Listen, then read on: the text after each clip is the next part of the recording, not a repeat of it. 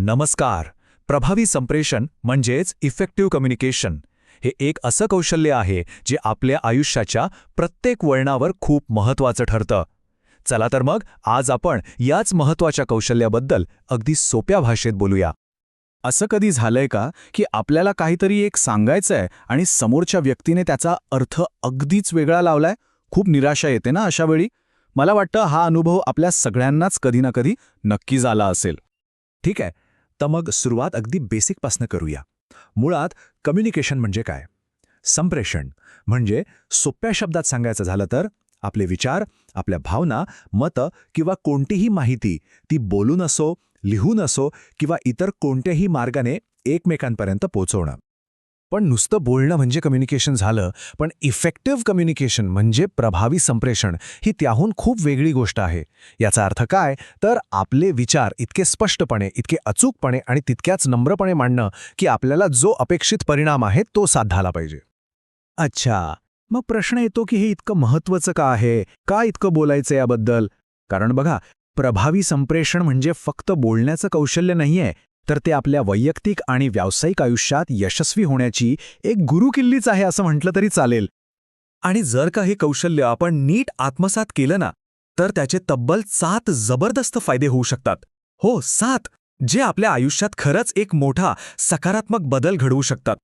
उदाहरणार्थ, आपलं मत पटवून देण्याची ताकद वाढते, वाटाघाटी करणं सोपं जातं. दुसरं म्हणजे जेव्हा माहिती स्पष्ट असते तेव्हा साहजिकच निर्णय घेणं सोपं होतं. तिसरं, गैरसमज टाळले जातात आणि त्यामुळे आपले नातेसंबंध अधिक घट्ट होतात. ज्ञानाची देवाणघेवाण ती सुद्धा व्यवस्थित होते. आत्मविश्वास तर वाढतोच. आपली पहिली छाप एकदम दमदार पडते. आणि सगळ्यात महत्त्वाचं, टीममध्ये काम करताना एक वेगळं चैतन्य, एक वेगळाच उत्साह येतो. याच बाबतीत जिम रॉन यांचे खूप छान वाक्य आहे. ते म्हणतात, आपण साध्या कम्युनिकेशनने गोष्टी विकत घेऊ शकतो, पण जर कम्युनिकेशन कुशल असेल तर आपण हवं ते विकू शकतो. किती खरं आहे नाही? हे वाक्य आपल्याला कम्युनिकेशनची खरी ताकद दाखवून देतं. बरं, तर मग हे प्रभावी संप्रेषण करायचं कसं? यासाठी ना एक खूप सोपं आणि उपयोगी फ्रेमवर्क आहे. त्याला म्हणतात 6Cचं फ्रेमवर्क, म्हणजे 6C. हे 6C कोणते आहेत ते बघूया. पहिला सी आहे कम्प्लीटनेस, म्हणजे पूर्णत्व. जी काही माहिती द्यायची आहे ती सगळी द्या, अर्धवट नको. दुसरा आहे कन्साइजनेस, म्हणजे सुसंगतता. कमीत कमी शब्दात पण मुद्देसूद बोला. तिसरा क्लॅरिटी, म्हणजे स्पष्टता.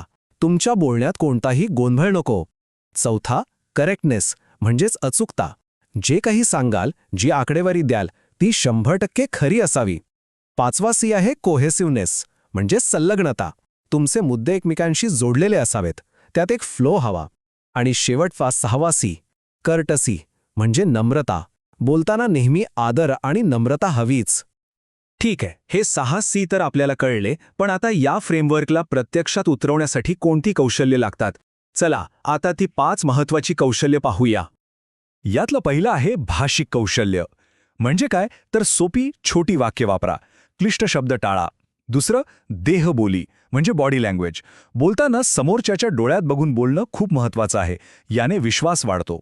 तिसरं श्रवण कौशल्य, ऐकण्याची कला. कुणी बोलत असेल तर त्यांना मध्येच न तोडता शांतपणे ऐकून घेणं, याने आपण त्यांना आदर देतो. चौथं कौशल्य आहे वाचन कौशल्य, म्हणजे फक्त शब्द नाही तर त्या शब्दांमागचा अर्थ जो दडलेला आहे तो समजून घेण्याचा प्रयत्न करणं.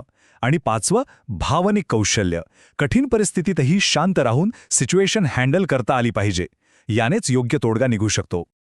आता हे सगळं ऐकून असं वाटू शकतं की अरे बापरे, हे तर खूपच अवघड आहे.